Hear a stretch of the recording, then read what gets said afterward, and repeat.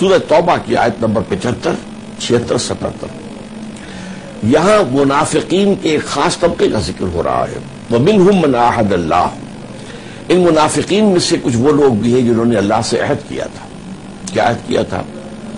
لَئِنْ آتَانَا مِنْ فَضْلِهِ، اگر اللہ ہمیں اپنے فضل سے نواز دے گا، ہمیں غنی کر دے گا، دولت مند کر دے گا، لَنَصَّدَّقَنَّ وَلَنَكُونَنَّ مِنَ الصَّالِحِينَ، خوب صدقہ خیرات کریں گے اور نیک ہو جائیں گے۔ اگلی آیت، فَلَمَّا آتَاهُم مِّن فَضْلِهِ، جب اللہ نے انہیں اپنے فضل سے نواز دیا، بخلوا بِهِ، اب بخل سے کام لیا، وَتَوَلَّوْا وَهُمْ مُعْرِضُونَ، پیٹھ موڑ لی، بھول گئے ہمارے سے جو وعدہ کیا اور وعدہ خلافی کی۔ وعدہ خلافی۔ اب تیسری آیت، فَآقَبَهُمْ نِفَاقًا فِي قُلُوبِهِمْ، اللہ نے ان کے دلوں میں نفاق کا روگ پیدا کر دیا۔ یہ منافقت جو ہے اس وقت ہم پاکستانی مسلمانوں پر اللہ کا سب سے بڑا عذاب ہے، کیا ہم اس منزل سے گزر رہے ہیں؟ بلکہ یہ سمجھ لیجئے، میرے نزدیک دنیا کی سب سے بڑی منافق قوم آج مسلمانوں نے پاکستان ہے۔ دنیا کی سب سے بڑی منافق قوم آج مسلمانوں نے پاکستان ہے۔ وجہ کیا ہے؟ نوٹ کیجئے، ایک باہمی نفاق ہے۔ جو ایک قوم تھی وہ اب قوم نہیں رہی، قومیتیں ہیں، نسلی عصبیتیں ہیں، علاقائی عصبیتیں ہیں، فرقے واریت ہے، مذہبی فرقے واریت بڑھ چکے ہیں، تقسیم ہو چکے ہیں۔ لیکن یہ 1-2 برس کا قصہ نہیں ہے بلکہ 60 برس کی بات ہے۔ برس کی بات ہے۔ ہونا تو کیا ڈاکٹر صاحب یہ چاہیے تھا کہ سیرت رسول صلی اللہ علیہ وآلہ وسلم کی روشنی میں کہ انصار اور مہاجر مواخات ہوتی، یہاں جی، قومیتیں نہیں ہوتی، عصبیتیں نہیں ہوتی۔ مواخات ہوئی بھی تھی، اچھا، یقیناً جس طریقے سے یہاں سندھیوں نے سینے سے لگایا ہے آنے والے مہاجرین کو آغاز میں، یہ سب کچھ ہوا ہے۔ لیکن جب ہماری وعدہ خلافی، اللہ نے ہمیں بڑی مہلت دی، ایک بڑا ہم پر جو عذاب کا کوڑا برسا ہے وہ تو 25 برس بعد برسا ہے۔ ٹھیک ہے، یعنی ہم نے وعدہ خلافی کی، پاکستان جو اللہ سے وعدے کیے تھے وہ پورے نہیں ہوئے۔ اچھا، میں نفاق کا بیان کر رہا تھا۔ ایک نفاق باہمی، اب وہ قوم نہیں رہی، قومیتوں میں تحلیل ہو گئی۔ ٹھیک۔ نمبر 2، اخلاق کا جنازہ نکل گیا۔ حضور نے فرمایا منافق کی 3 نشانیاں ہیں، جب بولے جھوٹ بولے، جب وعدہ کرے خلاف ورزی کرے، جب کہیں امین بنا دیے جائے خیانت کرے۔ آپ یہ یارڈ سٹک لے کر پاکستانی معاشرے کو ناپ لیں، الا ماشاءاللہ، الا ماشاءاللہ، جو جتنا بڑا ہے اتنا ہی بڑا جھوٹا ہے، جو جتنا بڑا ہے اتنا ہی بڑا وعدہ خلاف ہے، جو جتنا بڑا ہے اتنا ہی بڑا خائن ہے اور قبول کرنے والا ہے، یا تو بلینز کے قبول ہوتے ہیں۔ اور تیسری چیز جو ہے بدقسمتی سے ہمارا دستور جو سب سے زیادہ سیکرڈ جو ہے ڈاکومنٹ ہونا چاہیے، وہ منافقت کا پرندہ ہے۔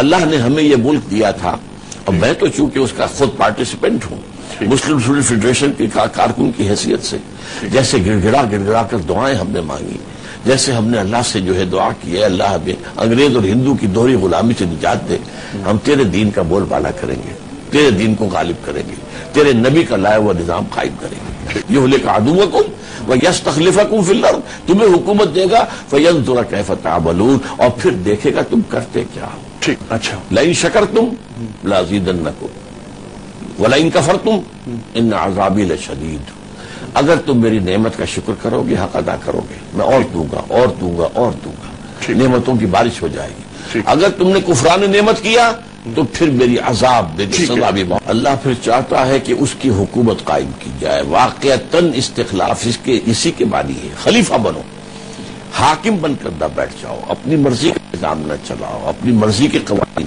بناؤ، اپنی مرضی سے اپنے معاملات مت طے کرو، بلکہ وَمَن لَّمْ يَحْكُم بِمَا أَنزَلَ اللَّهُ فَأُولَٰئِكَ هُمُ الْكَافِرُونَ، جو اللہ کی اتاری ہوئی ہدایت اور شریعت کے مطابق فیصلے نہیں کرتے وہی تو کافر ہیں۔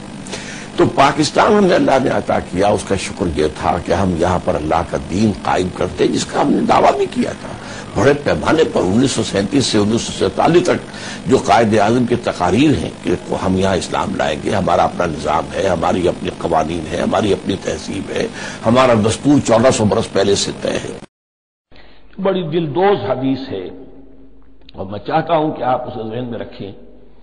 حضور نے فرمایا یوشکو ان یاتی علی الناس زمان، اندیشہ ہے کہ لوگوں پر یعنی میری امت پر ایک زمانہ ایسا بھی آ جائے گا، اب گنتے جائیے، لا یبقى من الاسلام الا اسمہ، اسلام میں سے اس کے نام کے سوا کچھ نہیں بچے گا، ولا یبقى من القرآن الا رسمہ، قرآن میں سے اس کے رسم الخط، الفاظ اور حروف کے سوا کچھ نہیں بچے گا، اسی کی اللہ تعالی نے ضمانت دی ہے، یہ محفوظ رہے گا رسم عثمانی۔ مساجدہم عامرۃ، ان کی مسجدیں آباد تو بہت ہوں گی، وہی خراب من الہدی، ہدایت سے خالی ہو جائیں گے۔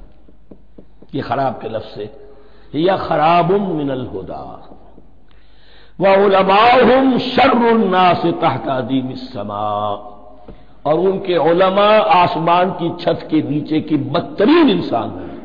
من عندہم تخرج الفتنۃ وفیہم تعود، فتنہ انہی کے اندر سے برآمد ہوگا، انہی میں گھس جائے گا، یعنی ان کا کام فتنہ انگیزی، مخالفت، جنگ و جدال، بھڑکانا، اپنے اپنے فرقے کے لوگوں کے جذبات کو بھڑکاتے رہنا اور مسلمانوں کے اندر اختلافات کو ہوا دینا، یہی ان کا کام رہ جائے گا۔ آج جن کو ہم علماء کہتے ہیں، ان کی عظیم اکثریت اس کیفیت سے دوچار ہو چکی ہے۔ جب مذہب اور دین پیشہ بن جائے تو کوئی خیر اس میں باقی نہیں رہتا۔ یہ دین اور مذہب پیشہ نہیں تھا۔ اسلام میں کوئی پیشوائیت نہیں، اسلام میں کوئی پاپائیت نہیں، اسلام میں کوئی برہمنزم نہیں، اسلام تو ایک کھلا، ہر شخص کتاب اللہ پڑھے، ہر شخص عربی سیکھے، ہر شخص کو امامت کے قابل ہونا چاہیے، ہر شخص اپنی بچی کا نکاح خود پڑھائے، ہر شخص والد کا جنازہ خود پڑھے۔